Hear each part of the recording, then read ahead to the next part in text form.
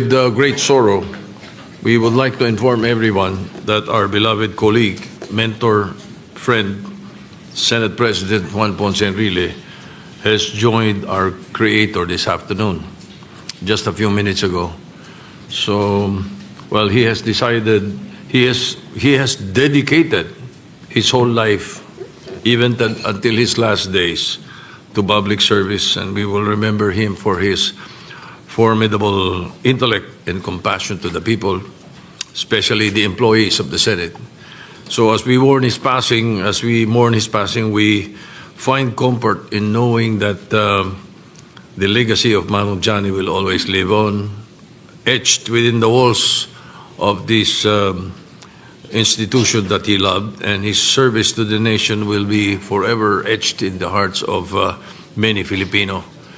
And Majority Leader, what is the tradition?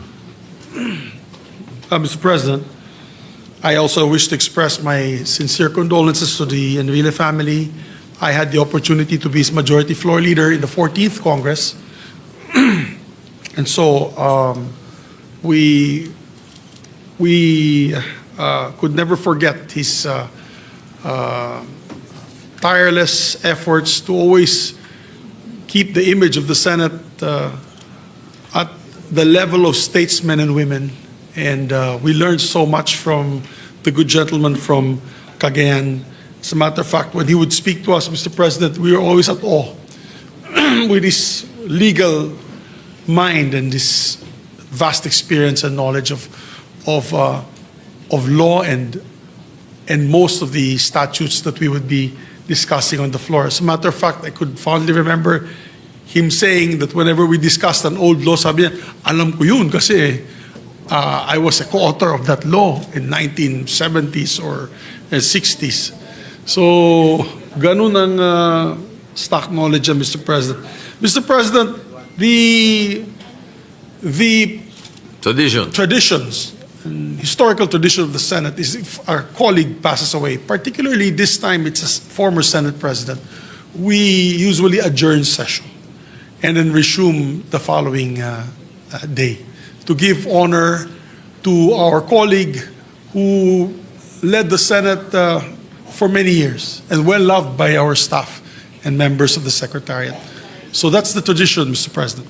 Yes, will it be acceptable to our colleagues if instead of an adjournment, we will be suspending the session until Monday instead of an adjournment? Because if we do so, then the continuation of the budget deliberations might that would be my motion, Mr. President, just to suspend. I'm sure Manong Johnny, if he were here, would have accepted and agreed. Knowing him, Mr. President, he probably is here with us today. Because I'm sure one thing that he's fond of in his memories is the memories of being in this August chamber, Mr. President.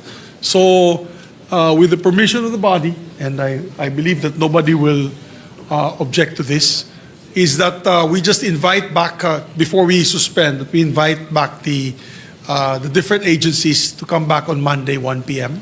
Yes, the continuation of this, the agencies concerned will be on Monday at 1 p.m. That's correct, Right? Your Honor. Is that so? You are putting it into a motion? Yes, I'm putting it into a motion, Mr. President. I move to suspend session until Monday, November 17, 2025. I so move, Mr. All right. Following tradition, the Senate is hereby At 1 o'clock, the session is hereby suspended until 1 o'clock in the afternoon of Monday, November 17, 2025.